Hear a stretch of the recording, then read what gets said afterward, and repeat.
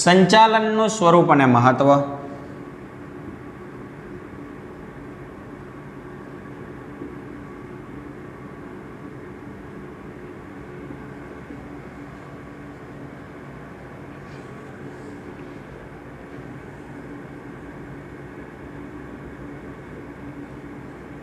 Lecture number 5. ગયા લેક્ચરમાં આપણે જોયું તો સંચાલનનું મહત્વ. જ્યારે પણ મહત્વ આવે ત્યારે તમારે મારે વખાણ કરવાના. મહત્વ આજે આપણે વિસ્તારથી સમજવા જઈ રહ્યા છીએ. એની અંદર પેલું આવે છે દરેક ક્ષેત્રમાં જરૂરી. ભાઈ સંચાલન છે એ દરેક ક્ષેત્રમાં જરૂરી છે.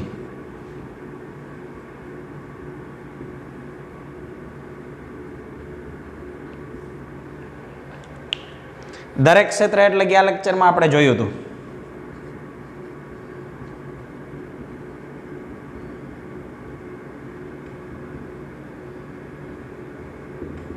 રમતગમતનું ક્ષેત્ર હોય, કૃષિ ક્ષેત્ર હોય, ધાર્મિક ક્ષેત્ર હોય, લશ્કરી ક્ષેત્ર હોય વગેરે. ટેક્સ્ટબુકમાંથી જોઈએ.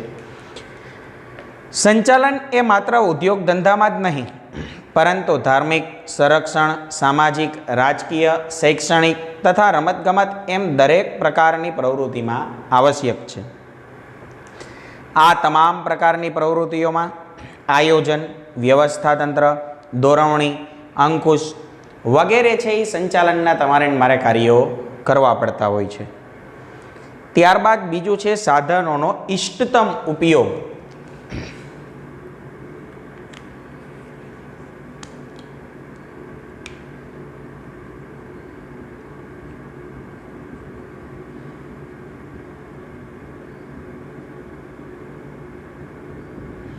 ઇષ્ટતમ એટલે ઓછા ખર્ચે સારું કામ. ગયા લેક્ચરમાં એ પણ આપણે સમજી ગયા હતા. સંચાલનને લીધે જ એકમના ઉપલબ્ધ સાધનો જેવા કે જમીન, મૂડી, કાચો માલ, યંત્રો, કર્મચારીઓ વગેરેનો ઇષ્ટતમ ઉપયોગ કરી શકાય અને બગાડ થતો અટકાવી શકાય. જમીન, મૂડી, શ્રમ, નિયોજન આ 4 ઉત્પાદનના સાધનો હતા. આ દરેકનો યોગ્ય ઉપયોગ તો જ થશે કે જો તમે ને હું સંચાલન કરતા આવીશું. સંચાલન જ નહીં હોય તો સંસાધનોનો કે સાધનોનો ઇષ્ટતમ ઉપયોગ શક્ય છે નહીં. માટે સંચાલન કરશું તો આ બધું પોસિબલ છે. નંબર 3 ધ્યેય સિદ્ધિ.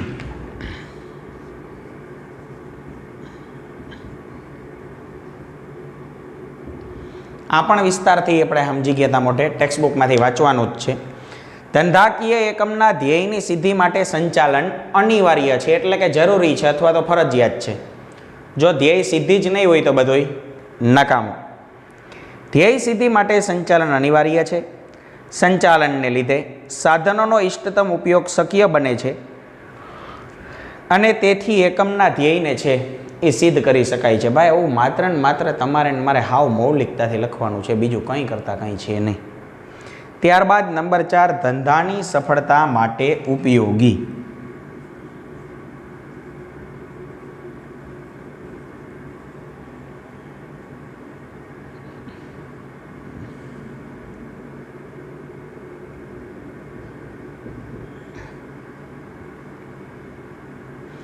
સંચાલન છે એ ધંધાની સફળતા માટે પણ ઉપયોગી છે.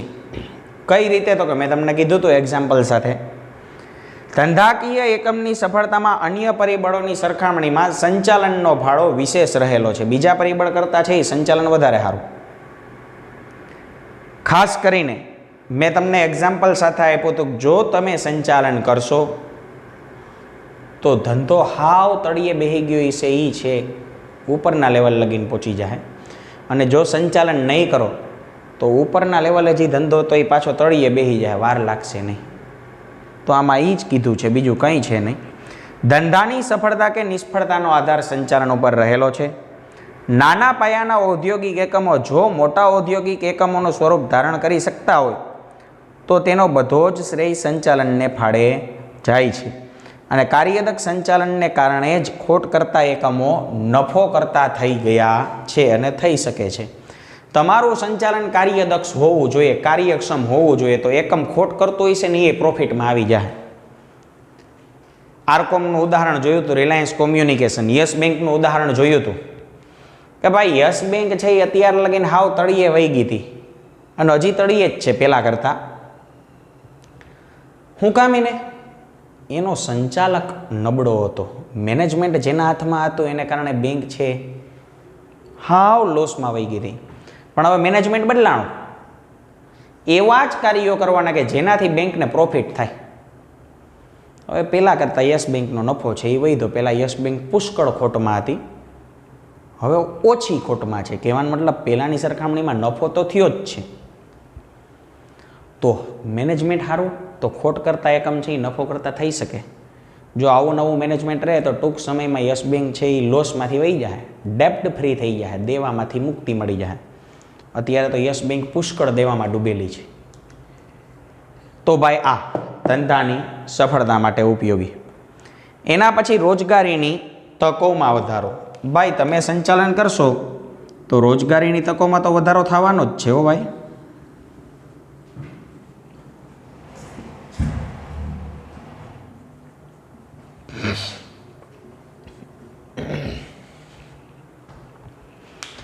જો સંચાલન કાર્યદક્ષ હોય તો કંપની સ્વરૂપનો પણ વિકાસ શક્ય છે. કાર્યદક્ષ એટલે કાર્યક્ષમ, કાર્ય કરે એવું. ચાઇનાનું મેનેજમેન્ટ નહીં ટૂંકમાં. જો સંચાલન કાર્યદક્ષ હોય તો કંપની સ્વરૂપનો વિકાસ થાય છે, જેને કારણે રોજગારીની તકો વધે છે. અને એનાથી ઉલટું જો તમારું મેનેજમેન્ટ બિનકાર્યક્ષમ હશે, એટલે કે કાર્ય કરતું નહીં હોય, બિનકાર્યક્ષમ સંચાલન હશે, તો એને કારણે હાલતી કંપની છે એ બંધ થઈ જશે અને બંધ થતાં વાર લાગશે નહીં. જ્યારે બિનકાર્યક્ષમ સંચાલનને લીધે ઘણી બધી કંપનીઓ બંધ પડે છે, જેથી બેરોજગારીના પ્રમાણમાં વધારો થાય છે. આના કરતાં ઉલટું કીધું ભાઈ. જો તમારું મેનેજમેન્ટ સારું તો કંપની પ્રોફિટ કરી શકે. પ્રોફિટ કરી શકે તો ભવિષ્યમાં પ્રોડક્શન વધારે કરે, સેલિંગ વધારે કરે, પ્રોફિટ વળી વધારે થયો, માણસોની જરૂર વધારે પડી, રોજગારીની તકોમાં વધારો થયો. પણ ન થાય તો પૂરું થઈ જાય. ભારતમાં ઘણી બધી કંપની એવી છે કે બંધ પડી જાય. એક તો આપણે કિંગફિશરવાળી જ જોઈ હતી કે એના હજારો કર્મચારીને છૂટા કરી દીધા. મેનેજમેન્ટ બોગસ હતું કિંગફિશરના માલિકનું. એના પછી છે નફામાં વૃદ્ધિ. ધંધાકીય એકમ સામાન્ય રીતે નફાના હેતુથી જ કાર્ય કરે છે. એ તો તમને મને ખબર જ છે.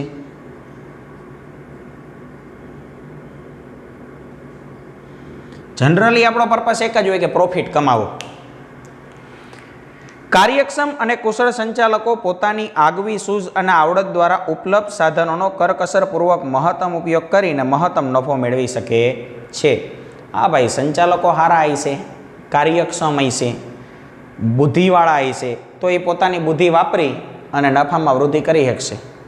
પણ સંચાલકો કુશળ નહીં હોય ને બુદ્ધિશાળી નહીં હોય તો વિપરીત પરિસ્થિતિ સર્જાઈ શકે. નફામાં વૃદ્ધિની જગ્યાએ ખોટમાં વૃદ્ધિ આવી શકે.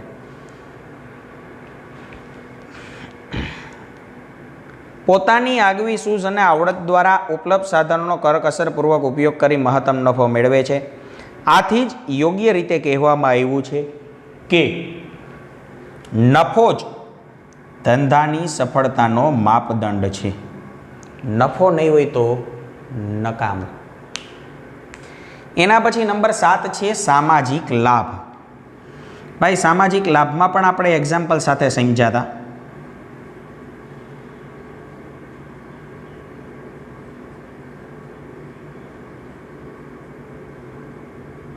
આપણે વેરાવળની રેયોનનું ઉદાહરણ જોયું હતું કે રેયોન ફેક્ટરી છે ભાઈ, એણે પોતાના કર્મચારીઓ માટે ફ્રી હોસ્પિટલ ખોલી દીધી. કર્મચારીઓ માટે તો ફ્રી છે, પણ તમારા મારા જેવા રેયોનમાં નોકરી ન કરતા હોય એના માટે સસ્તી હોસ્પિટલ છે. 100 રૂપિયામાં એમડી ત્યાં મળે, આદિત્ય બિરલા હોસ્પિટલમાં. ચોરવાડની અંદર તો રિલાયન્સવાળાએ સામાજિક લાભ આપ્યો, ફ્રી હોસ્પિટલ, એ મલ્ટી સ્પેશિયાલિસ્ટ. આ સામાજિક લાભ છે.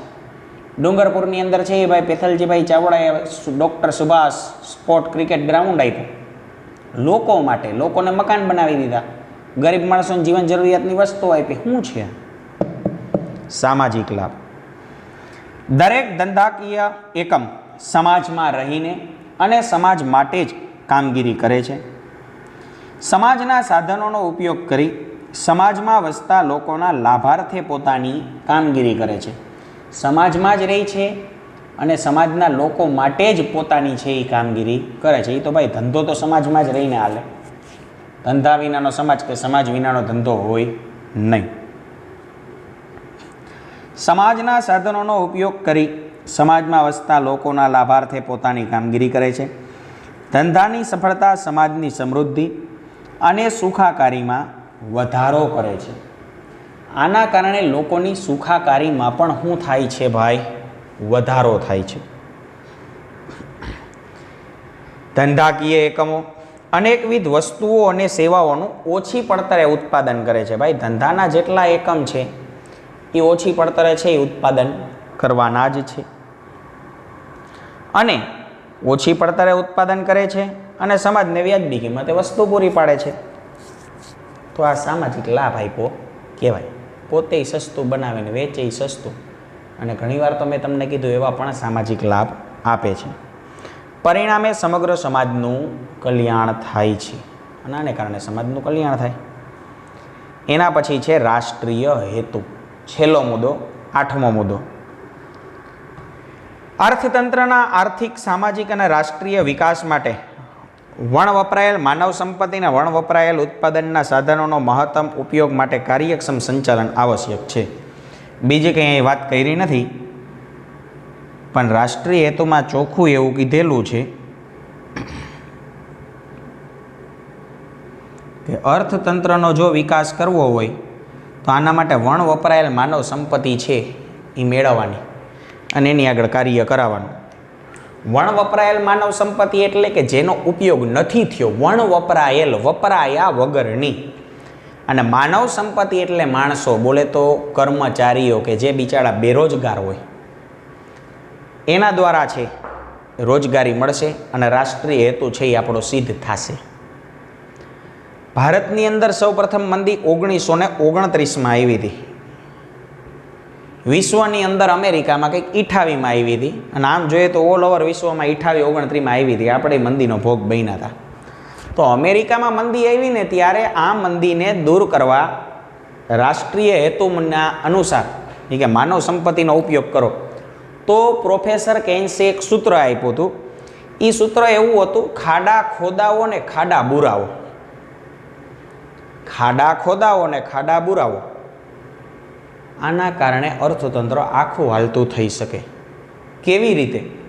તો કે હું નકામી પડતર જમીન પડી અહીંયા ખાડા ખોદાવું તો હજારો લોકોને રોજગારી મળે. રોજગારી મળે તો એ રૂપિયા થોડાક તમારી મારી જેમ ઘરે રાખી મૂકે, એ તરત વાપરવા જાય.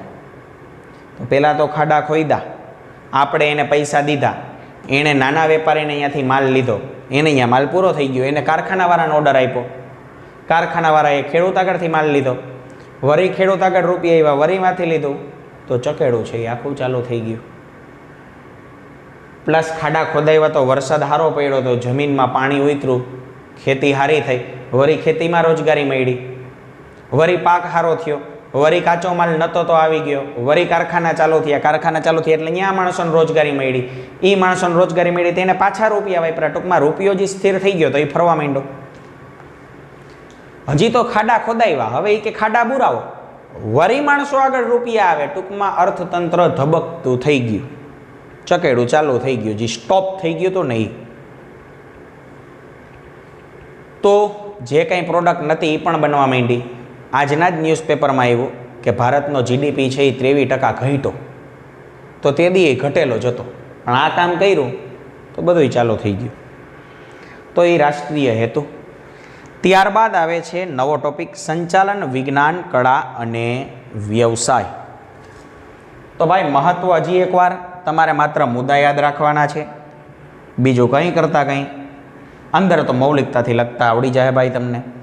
3 માર્કનો પ્રશ્ન પૂછાય તો 6 મુદ્દા, અંદર 2-2, 3-3 લીટી. 4 માર્કમાં પૂછાય તો 8-8. 5 માર્કનો તો આ ચેપ્ટરમાંથી પ્રશ્ન છે નહીં.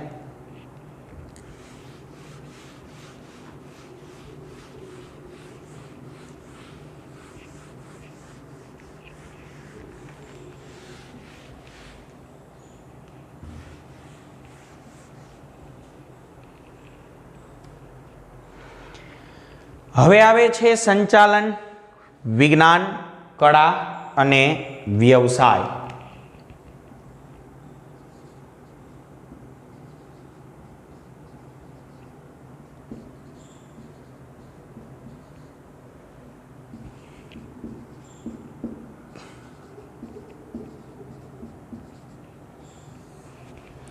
ભાઈ સંચાલન વિજ્ઞાન પણ છે, સંચાલન કળા પણ છે ને સંચાલન વ્યવસાય પણ છે. અને એક બાબતે જોઈએ તો એક વિધાન પરીક્ષામાં એવું પણ પૂછાય છે, સંચાલન નથી તો શુદ્ધ વિજ્ઞાન કે નથી તો શુદ્ધ કળા, પરંતુ શું છે તો કે વિજ્ઞાન અને કળાનો સમન્વય છે, આવું પણ આવશે. પણ એ પછી જોશું. અત્યારે તમારે ને મારે એ સમજવાનું છે what is the meaning of the વિજ્ઞાન. મેં ગયા લેક્ચરમાં તમને કહી જ દીધું હતું, નાનકડા ટોપિકની અંદર આ વિસ્તારથી સમજ્યા. વિજ્ઞાન એટલે શું ભાઈ? કોઈ પણ ક્ષેત્રનું વિશિષ્ટ પ્રકારનું જ્ઞાન કે જે કેટલાક સિદ્ધાંતો પર આધારિત હોય છે. વિજ્ઞાન એટલે કોઈ પણ ક્ષેત્રનું કે કોઈ પણ વિષયનું વિશિષ્ટ જ્ઞાન કે જે કેટલાક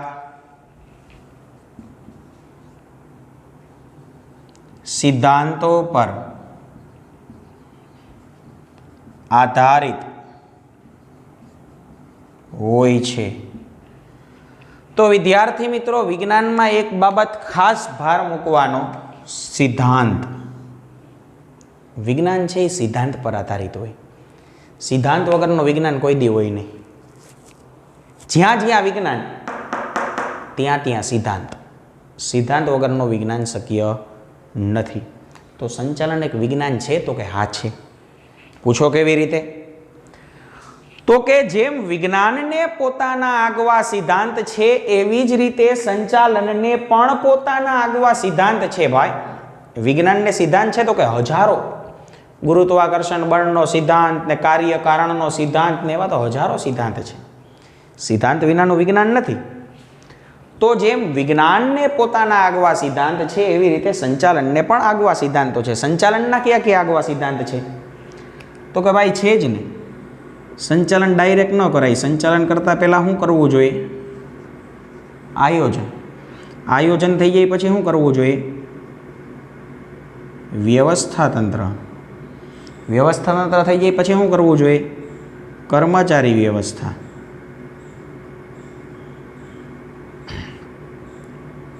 ત્યારબાદ શું આવે? દોરવણી. કાર્ય કેમાં થવું જોઈએ? તો કે સંકલનમાં. અને છેલ્લે શું રખાય? અંકુશ. તો આ બધાય સિદ્ધાંત સંચાલનના જ છે. તમામે તમામ સંચાલનના સિદ્ધાંત છે. ડાયરેક્ટ સંચાલનમાં અંકુશ રખાય તો કે ન રખાય. પહેલાં આયોજન કરાય તો કે હા આયોજન જ પહેલાં કરાય, પછી જ બધાય કાર્યો કરાય. તો વિદ્યાર્થી મિત્રો, સંચાલન એક વિજ્ઞાન છે, અહીંયા સાબિત થઈ ગયું અને થઈ શકે. પરીક્ષામાં 2 માર્કમાં પૂછાઈ શકે સંચાલન એક વિજ્ઞાન છે, સમજાવો. તો પહેલાં તો તમારે વિજ્ઞાનની વ્યાખ્યા લખવાની. વિજ્ઞાન એટલે કોઈ પણ ક્ષેત્રનું વિશિષ્ટ પ્રકારનું જ્ઞાન કે જે કેટલાક સિદ્ધાંતો પર આધારિત છે. પછી લખાય જેમ વિજ્ઞાનને પોતાના આગવા સિદ્ધાંત છે તેમ સંચાલનને પણ પોતાના આગવા સિદ્ધાંત છે. આથી કહેવાય કે સંચાલન એક વિજ્ઞાન છે. ખબર પડી ભાઈ? ત્યારબાદ નંબર 2 આવે છે સંચાલન એક કળા છે. સંચાલન એક કળા છે તો કે હા ભાઈ કળા છે, નો ડાઉટ. પણ ડાયરેક્ટ કળા છે એમ ન કહી શકાય. પહેલાં તો તમને મને ખબર હોવી જોઈએ what is the meaning of the કળા. આ ઘણાય તો લખે મોર કરે એ કળા. હા તુંય કર મોર, ઈ કળા નહીં. તો કળા એટલે કોઈ પણ ક્ષેત્રનું, અથવા તો 2 વ્યાખ્યા લખાવું ને સમજાવી દઉં. પહેલાં તો આપણે જોઈએ જ્ઞાનને અમલમાં મૂકવાની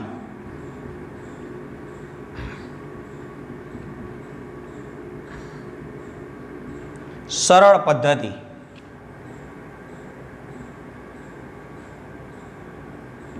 એટલે કળા. તમારી ને મારી પાસે જે જ્ઞાન છે એ જ્ઞાનને અમલમાં મૂકવું એટલે જ કળા. જ્ઞાનનો જ્યાં સુધી અમલ નહીં થાય ત્યાં સુધી નકામ. ધારો કે હું એમ કહું મારી આગળ વિજ્ઞાન છે, કેનું વિજ્ઞાન છે? તો કે ભણાવવાનું. અથવા હું એમ કહું મને પશુ પક્ષીના અવાજ કાઢતા આવડે, અથવા એમ કહું મને ડ્રોઈંગમાં માસ્ટરી, તમે કયો એનો ફોટો દોરી દઉં. પણ તમે મારી માથે ભરોસો નહીં રાખો, હું ન રાખું તમારી જગ્યાએ હોય તો ક્યારે કહેવાય? તો કે મારું જ્ઞાન છે એનો હું અમલ કરું તો. માટે કીધું જ્ઞાનને અમલમાં મૂકવાની સરળ પદ્ધતિ એટલે કળા. ખબર પડી ભાઈ? યસ ઓર નો? જ્ઞાનને અમલમાં મૂકવાની સરળ પદ્ધતિ એટલે કળા. એક વ્યાખ્યા મેં તમને કીધું, બે લખાવીશ. કોઈ પણ, આ બીજી વ્યાખ્યા છે, કોઈ પણ કાર્ય કરવામાં